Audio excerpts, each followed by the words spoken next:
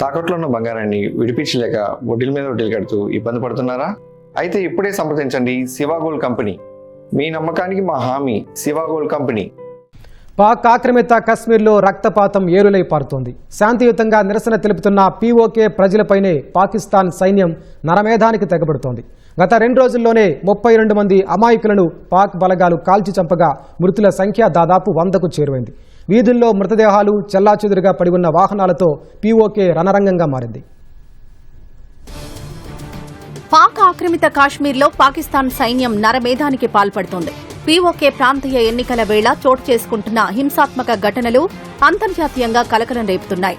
గత 2 రోజుల్లో రావల్కోట్, మీర్పూర్ ప్రాంతాల్లో పాక్ సైన్యం జరిపిన విచక్షణారహిత కాల్పుల్లో 32 మంది నిరసనకారులు ప్రాణాలు కోల్పోయారు. జూన్ 5 నుంచి ఇప్పటి వరకు ఈ ఘర్షణలలో మృతుల సంఖ్య ఏకంగా 90 దాటిపోవడం అక్కడి భయానక పరిస్థితికి అద్దం పడుతోంది.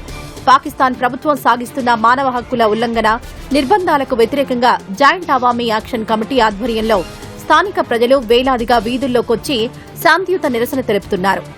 అయితే ఈ ప్రజా ఉద్యమాన్ని అణచివేసేందుకు పాక్ సైన్యం క్రూరత్వానికి తెగబడుతోంది.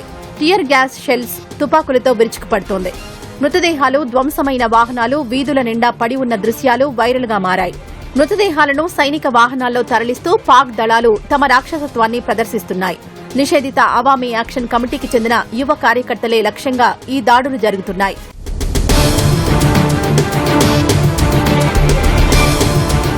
పీఓకేలోని నిరసనకారులపై పాక్ సైన్యం నరమేధాన్ని ఆ దేశ రక్షణ మంత్రి ఖావాజా ఆసిఫ్ సమర్థించుకున్నారు.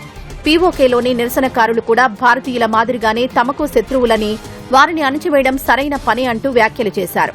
సరిహద్దులలో భారత సైనికులు దాడులు చేసినట్లే పీఓకేలో నిరసనకారులు తమ భద్రతా దళాలపై దాడి చేస్తున్నారని చెప్పుకొచ్చారు. ప్రభుత్వ ఆస్తులను ధ్వంసం చేస్తూ భద్రతా సిబ్బందిపై దాడులు చేస్తున్న వారిని పౌరులుగా చూడలేమన్నారు. జూలై 27న రావల్కోట్లో సైన్యం జరిపిన కాల్పులపై ఆమ్నెస్టీ ఇంటర్నేషనల్ ఆందోళన వ్యక్తం చేసింది. దశాబ్దాలుగా ఆ ప్రాంతంలో పాకిస్తాన్ సాగిస్తున్న చట్టవిరుద్దమైన ప్రాణాంతక బల ప్రయోగానికి ఈ ఘటన అద్దం పడుతోందని ఆమ్నెస్టీ దక్షిణాసియా ప్రాంతీయ డైరెక్టర్ ఈసా బెల్లే లాస్సీ అన్నారు. ఉగ్రవాద నిరోధక చట్టాలను ఆయుధంగా మలుచుకుని జేఏఏసీ నాయకులను అక్రమంగా నిర్బంధించడం ఆపాలని ఆమ్నెస్టీ కోరింది. జూన్ 5 నుంచి ఇంటర్నెట్ సేవలు నిలిపివేసి సమాచారాన్ని తొక్కిపెట్టే ప్రయత్నం చేస్తున్నారని, తక్షణమే ఇంటర్నెట్ను పునరుద్దరించి మీడియా, స్వతంత్ర పరిశీలకులను అనుమతించాలని డిమాండ్ చేసింది.